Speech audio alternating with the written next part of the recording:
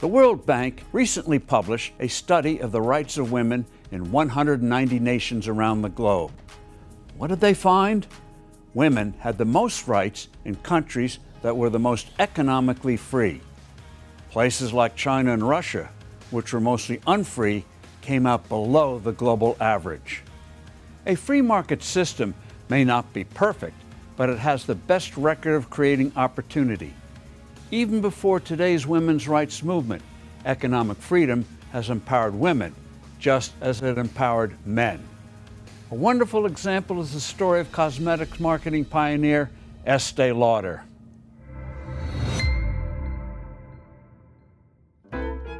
Estée Lauder was born Josephine Esther Menzer in Queens, New York in 1908. The daughter of Eastern European immigrants, she always had a knack for marketing. Early on, she designed eye-catching window displays for the family hardware store. At holiday time, young Estée wrapped a hammer and nails as presents and placed them under an artificial Christmas tree. She soon changed her childhood nickname Esty to the more regal-sounding Estée.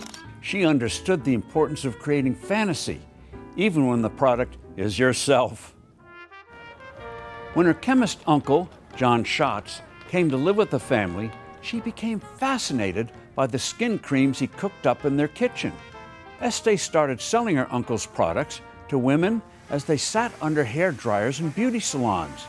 She understood that making a personal connection was especially important when selling beauty products. In the late 1920s, Estée married businessman Joseph Lauder.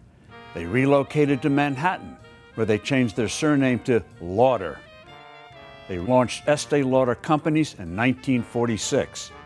By day, Estée sold the company's creams and oils. At night, she mixed her products in an old restaurant they had converted into a factory. Estée realized that to take on giant competitors like Revlon and Elizabeth Arden, she had to break into elegant department stores like Saks Fifth Avenue. But the Saks buyer showed no interest. So Estée spoke at a nearby charity lunch and gave away free samples of her lipsticks. According to the story, Saks was soon mobbed by wealthy women demanding Estée Lauder products. Well, Estée won over Saks, then Bloomingdale's, then Neiman Marcus and others. Lauder's offer of free samples was something entirely new for the industry. Unable to afford advertising, her young company invested their tiny marketing budget into samples sent through the mail, winning thousands of customers. At the cosmetics counter, free gift with purchase became the company's trademark. The next breakthrough came in 1953 with the introduction of Youth Dew, an affordable floral bath oil that could double as perfume. Sales soared. Estée Lauder, the company, later expanded with Aramis, a men's fragrance, and the lower-priced women's Clinique line. Estée Lauder was now a household name. By the time she died at the age of 97 in 2004, Estée Lauder had become one of the largest cosmetic companies in the world. You wouldn't think there'd be money in giving things away.